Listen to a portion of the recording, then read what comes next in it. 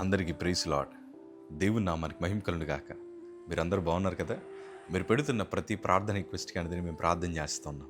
మా ఆశ అంతా ఒకటే, ఎక్కడైతే మీరు తృణీకరించబడ్డారో, ఎక్కడైతే వెలివేయబడ్డారో, ఎక్కడైతే గుండెలు పగిలేలాగా ఇచ్చారో అదే స్థలాల్లో నా ప్రభు మీ అందరినీ హెచ్చించబోతున్నారు. విశ్వాసంతో ప్రార్థన చేయండి. ఘనమైన విజయాలు ఖచ్చితంగా నా ప్రభు మీ అందరికీ దయచేస్తారు. ఒక దైవజనుడిగా నా మనసారా మిమ్మల్ని దీవిస్తూ ఈ మాట చెప్తున్నాను, మీకంటూ ఒకరోజు ఖచ్చితంగా వస్తుంది. ఇన్నాళ్ళు మీరు కార్చిన కన్నీరు, ఇన్నాళ్ళు మీరు చేసిన ప్రార్థన, మీ భక్తి వృధాగా పాదు. దానికి తగిన ప్రతిఫలాలు నా ప్రభు మీకు ఖచ్చితంగా దయచేస్తారు. దేవుని వాక్యంలో నాకు చాలా ఇష్టమైన మాట 2 సమూయేలు గ్రంథము 7వ అధ్యాయము 18వ మాట చదవగలిగితే, దావీదు రాజు లోపల ప్రవేశించి యెహోవా సన్నిధిని కూర్చుండి ఇలాగూ మనవి చేసెను, నా ప్రభువా యెహోవా, ఇంతగా నీవు నన్ను హెచ్చించుటకు నేనెంతటి వాడను, నా కుటుంబం ఏ పాటిది. దావీదు మహారాజు ప్రభు సన్నిధిలో కూర్చొని అంటున్నాడు, ప్రభా ఇంతగా నన్ను హెచ్చించుటకు నా బ్రతికే పాటిది. దావీదు తన గతాన్ని జ్ఞాపకం చేసుకుంటూ విలువలేని జీవితాన్ని జీవించాడు. చిన్న మందని మేపుకున్నాడు. వారి అన్నదమ్ములు దావీదుని చాలా చులకనగా చూశారు. కానీ అన్ని రోజులు ఒకలా ఉండవన్న సంగతి బహుశా వారి అన్నలకు తెలిసి ఉంటుందేమో. ఎందుకంటే వాళ్ళందరి కళ్ళ ముందరే దావీదుని దేవుడు హెచ్చిస్తూ వచ్చాడు, సింహాసనం ఎక్కించాడు. దానికి గల కారణం ఏంటి తెలుసా? దావీదు ప్రతిరోజు 7 సార్లు దేవుని ఆరాధిస్తూ వచ్చేవాడు. ప్రభు అంటే చాలా అమితమైన ప్రేమ, దేవుని కోసం బ్రతకాలన్న ఆశ, దేవుని కోసం రోషంగా నిలబడ్డాడు.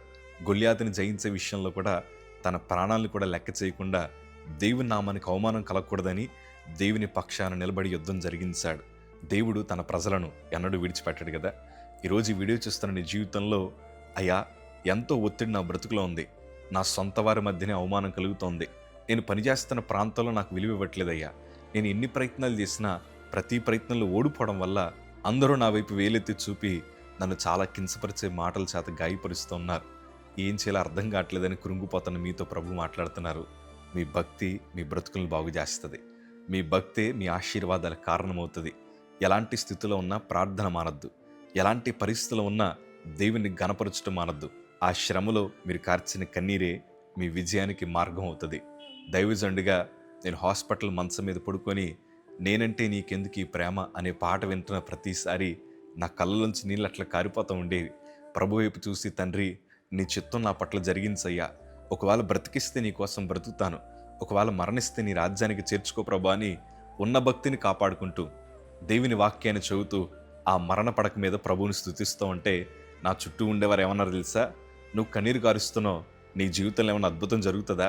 మీరు వాక్యం చదువుతున్నారు, దేవుడు మిమ్మల్ని బాగు చేస్తాడా అని ఎన్నో కించపరిచే మాటల చేత మమ్మల్ని గాయపరుస్తూ హాస్పిటల్లో నర్సులు కంప్లైంట్ ఇచ్చేవారు.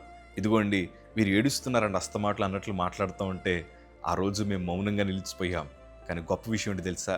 మేము చేసిన ప్రార్థన వృధాగా పోలేదు, మేము కార్చిన కన్నీరు వృధాగా పోలేదు.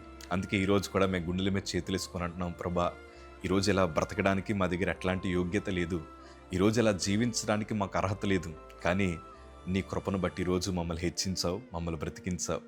మా బ్రతుకులో కార్యం చేసిన దేవుడు మీ జీవితంలో కూడా ఖచ్చితంగా చేస్తాడు. మీకంటూ ఒకరోజు ఖచ్చితంగా వస్తుంది.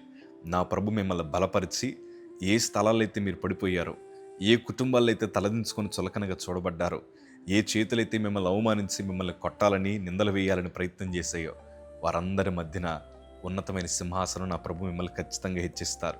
2026 సంవత్సరంలో నా ప్రభు మిమ్మల్ని ఘనపరిచి నూరంతల కార్యములు నా ప్రభు మీ బ్రతుకులో జరిగించునుగాక. ధైర్యంగా ఉండండి. మీకంటూ ఒకరోజు ప్రభు నిర్ణయించాడు. God bless you.